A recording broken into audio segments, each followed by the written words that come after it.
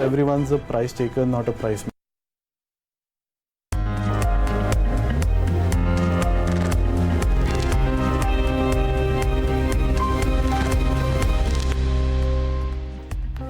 Good morning. You're watching All You Need to Know on Bloomberg Quint Live, and I'm Alex Matthew. First, the headlines. Counting of votes for the Lok Sabha polls will begin shortly. The Election Commission says that the 67% turnout was the highest ever in the Indian general elections. Market regulators SEBI and the stock exchanges have stepped up surveillance in a view of the heightened volatility in the markets on counting day. Asian markets are trading with a negative bias after the ongoing trade tensions between the US and China dragged equities on Wall Street lower as well. Minutes of the latest Federal Reserve meeting indicated a patient approach to interest rate changes. And elevated provisions led to Bank of Baroda reporting a surprise loss in the fourth quarter. The bank has guided for asset quality to remain stable through the year. All right, now, it would be understandable if your eyes are glued to the screen all day today. It is counting day after all, and it'll all start with the postal ballots before the EVM counting begins at 8 a.m. Now, more than 8,000 candidates will know their fate, hopefully by the end of the day, and we'll hopefully know who's forming the next government. Bloomberg Quint will help you, of course, through the course of the day to find out what the numbers are and all the numbers that stream in, of course, over the course of the day. Kaushik Vaidya is here to tell you what to watch out for. Kaushik, it doesn't get any bigger than this. Now, the exit polls had shown that the BJP has the upper hand. What are the factors that will determine that this holds true? Well, here's the playbook that Bloomberg Quint's readers and viewers need to equip themselves with today. The BJP's game today will be determined by these 5 factors. At the epicenter of India's Lok Sabha elections, Uttar Pradesh, on-ground reports have offered diverging pictures. Some exit polls showing leads to the Mahagathbandhan. Others reportage and exit polls saying the BJP is ahead. A clearer picture from Uttar Pradesh will emerge only after a number of rounds of counting has been done. Second, to what extent has the BJP been able to retain its complete sweep in the north and the west? Remember, it's in a straight fight in the Congress in Gujarat, Rajasthan, Madhya Pradesh, Chhattisgarh, Himachal and Uttarakhand. Most exit polls released on Sunday show that the BJP is well ahead in each of those states. Third, the story of this election might well go down to West Bengal and Orissa, 2 states in the east. The BJP poised to dramatically shake up the political landscape of those 2 states that so far for the last few elections have been a lockdown for Mamata Banerjee and Naveen Patnaik. Fourth, in the south, exit polls are showing a strong performance for the BJP in Karnataka. That has led to yet more bickering in the one-year-old alliance between the Congress and the JDS. Meanwhile, in Tamil Nadu, the DMK is expected to do well. Any AIDMK wins, which is in the BJP alliance, now would be bonus for the NDA tally. Remember, the 2014 NDA tally of 336 has only 2 seats from Tamil Nadu. Lastly, over the last 5 years, the BJP has erected a Northeast Democratic Alliance under the leadership of ex-Congressman Himanta Biswa Sarma. Now, this is an alliance that now enjoys power in all 8 states of the region. Will that help convert the Northeast into a complete NDA sweep? Watch out for that. Now, meanwhile, the Congress is reported to be in a strong position in Punjab and Kerala. But to be anywhere close to playing even a supporting role to any political formation that wants to stake power at the center, the Congress needs to build on the assembly elections recently in Rajasthan, Madhya Pradesh, Chhattisgarh. Then it needs to ensure minimal voter leakage in Karnataka in that alliance I just mentioned from the JDS. Then it needs to give the BJP as close a fight in Gujarat as it did in the assembly election a year and a half ago. It needs to start notching up wins with the NCP in Maharashtra, and then hope for a blowout win in the alliance in Tamil Nadu with the DMK. That's for the Congress. In the event of a hung parliament, the balance of power could come down to a handful of unaligned regional coalition parties, which way they could go. The BJP could attempt to woo the Telangana Rashtra Samiti, the YSR, Congress, and perhaps the Biju Janata Dal. those regional parties that are stridently against the BJP, like the Samajwadi Party BSP alliance, the Trinamool Congress, the TDP, those might push for a 1996-like arrangement where these regional parties come together and look for some support from the Congress to keep the BJP out. Remember, today's counting process is going to be slower than what you've been used to in the last few Lok Sabha polls. We've gotten used to election results being pretty clear by 10 a.m., 11 in the morning.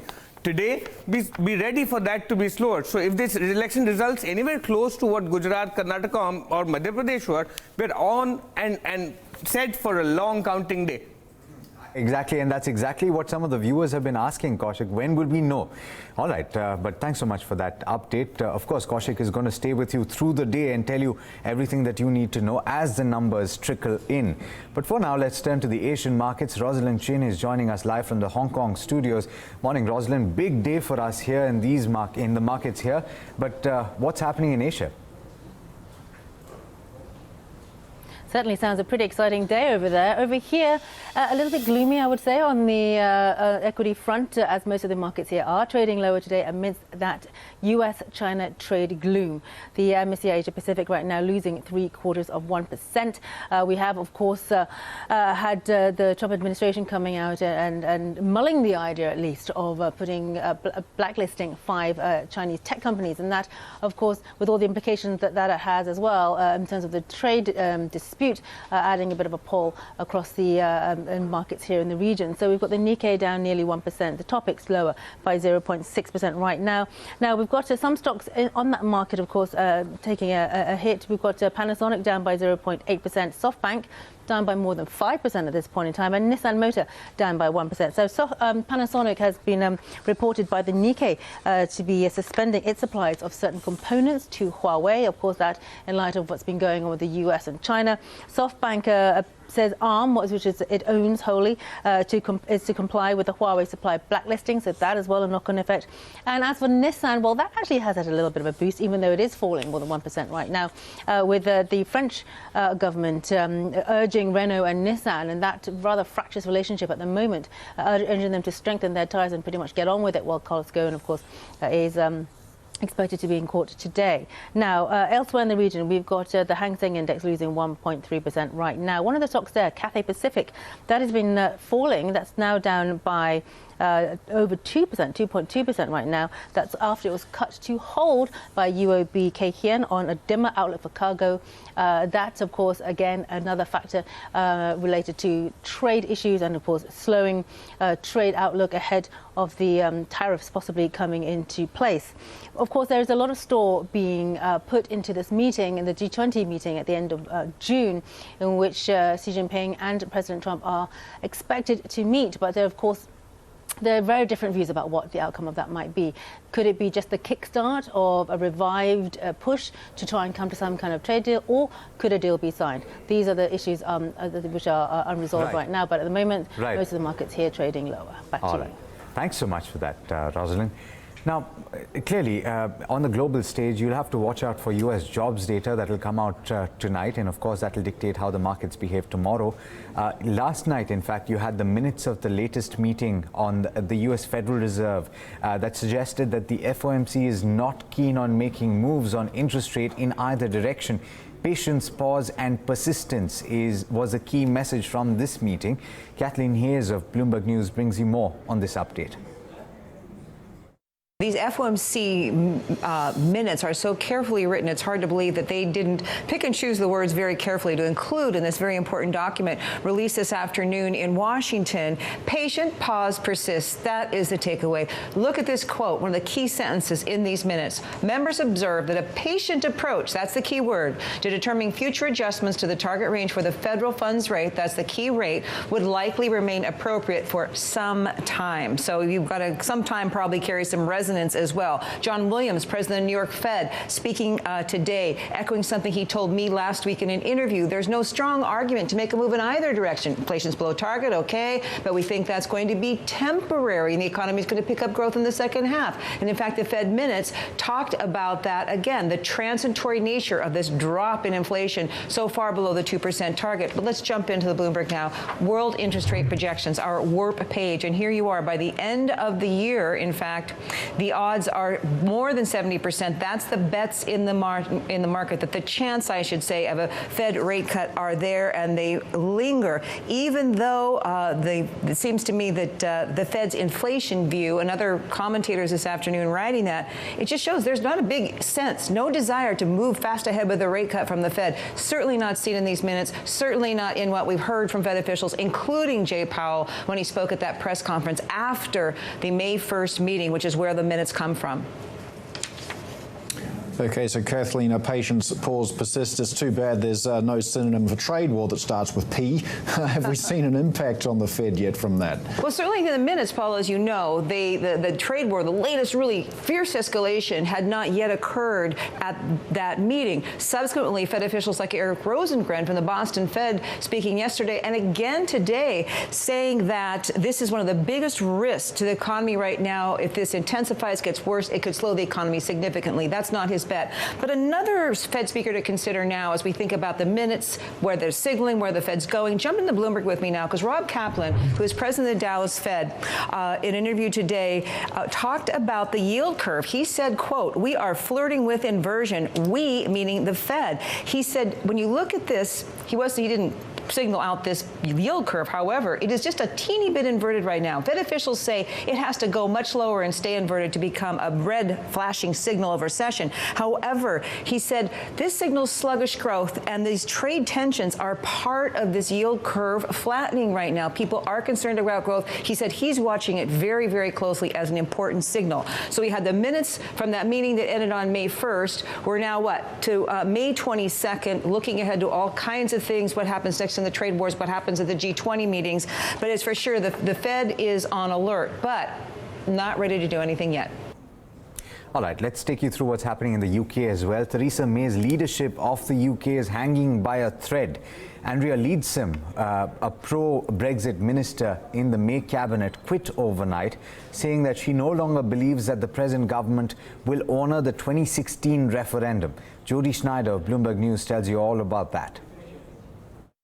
She's hanging on by a thread, it appears, and her plan was to allow a call for a vote on a second referendum, allow Parliament to vote on that, but only in exchange for voting on her Brexit plan yet again in early June. The problem for this is that a lot of members of the Conservative Party and members of her own cabinet think she went too far in what she's offering here with that second referendum, the vote to have a second referendum, whether Parliament wants it. They say they feel betrayed by that. And at the same time, it doesn't go far enough for those who have been calling for a second referendum. So she's really losing support all the way around. She isn't gaining anywhere, any from the opposition Labour Party, and the calls for her resignation are increasing.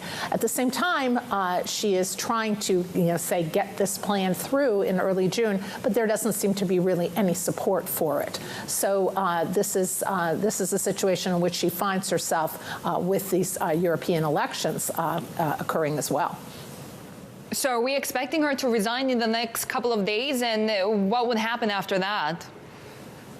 Yeah, there are a lot of calls for that, and there seems to be more pressure.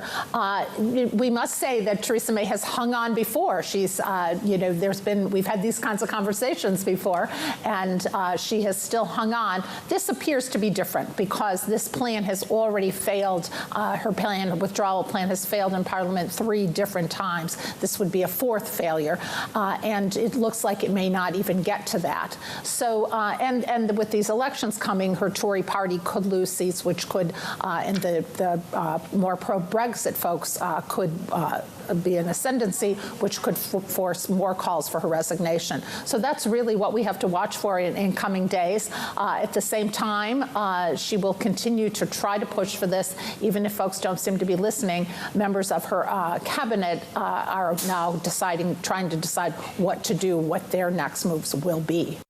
All right, now the big talking point, of course, globally has been that trade war or the trade spat between the US and China. And most recently, you heard about the blacklisting of Huawei, and that was considered a very big deal. In fact, what is latest is that the US administration could be looking to blacklist more Chinese firms involved in digital surveillance. Joe Sobczyk of Bloomberg News has more. Well, there is some question about whether the U.S. is going to start targeting more large, important Chinese companies as this trade war continues on. These companies that make surveillance gear and facial recognition technology have been on the target list in the U.S. for some time over concerns about their role in China's repression of minorities and for possible espionage. There's been pressure on Congress for the administration to crack down on those firms. But this does come at a time when tensions are particularly high and in the middle of what are essentially stalled talks with China on trade. So this is trying to determine for China, from China's standpoint, whether this is a negotiating tactic or something larger than that. Yeah, China has responded with the foreign ministry denouncing what it called smear tactics. Joe, take a listen. The U.S. keeps abusing its power to willfully smear and crack down on other countries' enterprises, including Chinese enterprises. We have repeatedly stated our opposition to that. We always ask Chinese companies to operate in other countries in compliance with market principles and international rules. Joe, it seems the rhetoric is hardening on both sides. Right, and so far the Chinese response has been mostly rhetorical, along with some stoking of anti-U.S. sentiment in their among their population. This may stem from the Chinese being unsure about what exactly is Trump's end goal here. Is this something to bring more threats to bring them back to the table, to get some more concessions in the trade talks, or is the U.S. fundamentally trying to curb China's rise as a global economic power? And that is a question that is not readily apparent even in Washington, whether the administration is got an end game here. That will be the important factor leading up to the G20 meeting, where Trump could have a meeting with President Xi and have some progress restarting trade talks or perhaps even getting closer to a deal. All right, that's all the international news for you. Now, one of you, Mando, you're asking how are markets likely to react today? Wouldn't everybody want to know? Agam Vakil is here to tell you all about the day's trade and what's happening in the futures and options space. Agam, if anyone can tell him at least what is what. No, I cannot tell you how the markets are going to move. All right, so what can you tell him? All I can tell you is how markets are set up right now. And after that, it's up to you as to how you want to go about the markets. So let me begin by talking about the SGX Nifty futures, and we're going to have very little influence as far as the global indices go in today's day of trade. It is all going to be about the trends, the counting, and ultimately the outcome of the general election of 2019. So the SGX Nifty doesn't hold as much importance for now. We did see very mixed moves coming in, and this was, of course, on expected lines, possibly the calm before the storm, which is why we didn't see too much of movement in the Nifty 50, or for that matter, something that you cannot draw trends from when it comes to the mid-cap or the small-cap indices. The Nifty Bank and the PSU banking indices, however, did advance in trade. But coming down to ADRs, and again, we may not be able to draw too much of a conclusion when it comes to how stocks abroad have done. But Vedanta, Tata Motors, ICICI Bank declining in trade, and we're seeing perhaps marginal moves for Wipro, HDFC Bank and Infosys. Now, moving on, as far as your contributors, or rather the fund flow is concerned, again, after 2 straight days of buying into the stock market, FIs have started selling. And the number is not a very low one, about 965 odd crores gone. And DIs, of course, have also sold into the markets. But I reckon this is because of uncertainty as to what will happen today. And after this, you may start seeing bets come through. Let's move on and talk about your contributors then. And well, it was again a very mixed year of trade. Not much to talk about except for the banking indices. Well, the banking stocks did well, specifically the private sector banks. But it's the futures and options cues which should be key, which should be watched out for. Now, yesterday we saw further addition in open interest, and this means that well, there were at least some traders gearing up for the big day that is the counting day today. And I reckon these are essentially trades and bets made only keeping today in mind. So there's going to be a lot of volatility. And as far as the Nifty banking futures are concerned, if we can bring that up to 3% increase in OI, and we keep an eye on that one. Again, a lot of these trades were made keeping today in mind precisely. Don't forget, today is also the weekly options expiry, and for all you know, this may very well be a bigger options expiry than the upcoming one, which is the monthly one. So this is the 23rd option expiry distribution. This is perhaps a very important chart to keep an eye on.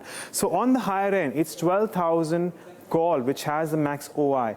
Irrespective of whatever happens, it seems that it is going to provide substantial amount of resistance.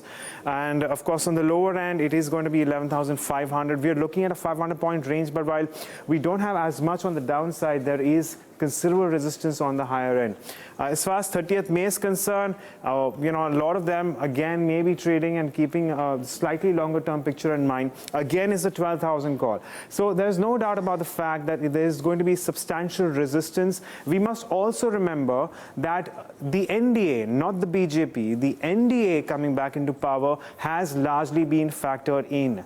If the BJP does get a majority, and of course you never know, the markets may very well rally, and in that case, 12,000 mark may be taken out according to analysts. So that's going to be an important one. But for now, 12,000 mark is the one where we are seeing resistance. Let's move on and talk about your open interest chains then. Again, we did see a little writing coming along around the 11,700 puts, but I'm not going to read too much into it when it comes to change in OI because it wasn't a very active segment yesterday. But let's move on and talk about your WIX again at 27.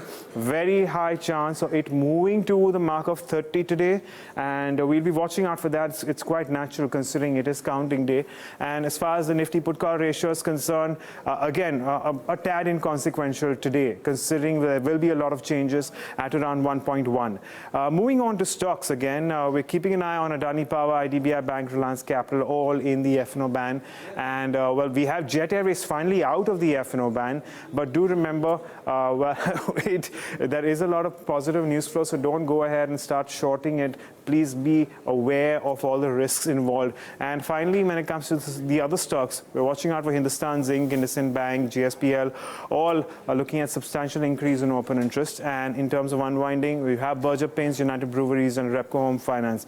Again, Alex, it's going to be largely about the large caps, considering it is elections, and that is where we're going to see most institutional flow, and that perhaps will, of course, determine the movement of the indices too. Absolutely. Thanks so much for that, Agam. Yeah. Just by the way, nobody's going to be able to tell you how the markets go, but we will be able to tell you how they are going. So do tune in over the course of the day and we'll tell you what's happening. But Somit Sarkar is here to tell you all about the stocks in news. Somit, what are the stocks on your list today? Morning.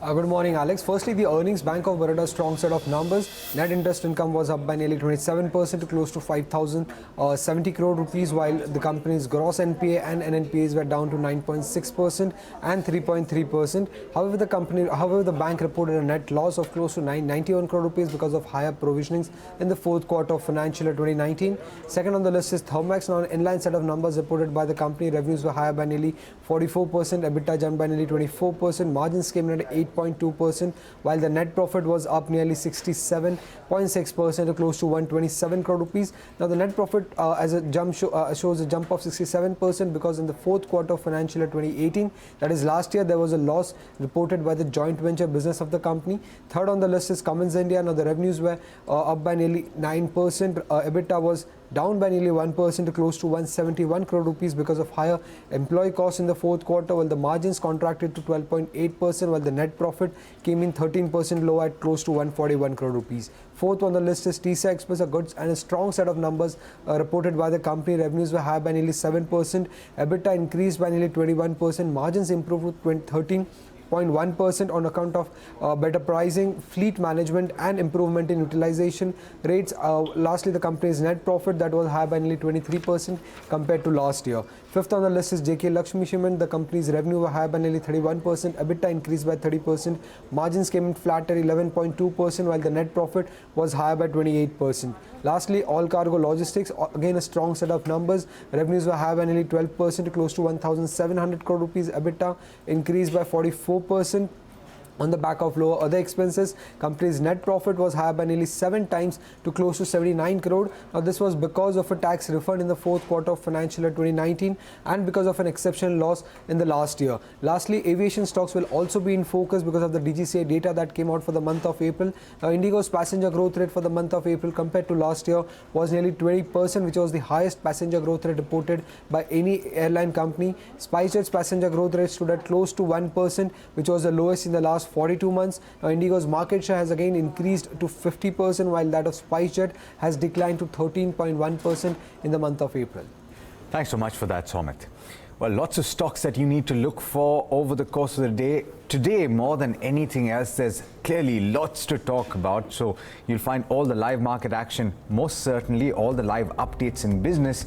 But most importantly, you'll find all the live counting data and the news on the updates therein on the website. There's a special section on elections where you'll find all the latest updates. There's a blog on the elections that will be updated live over the course of the day. So in case you're ever at a moment where you want to find out what's going on, you can log on to the website and do that. Now, let me take you through some of the other stories that you will find on the website, BloombergQuint.com.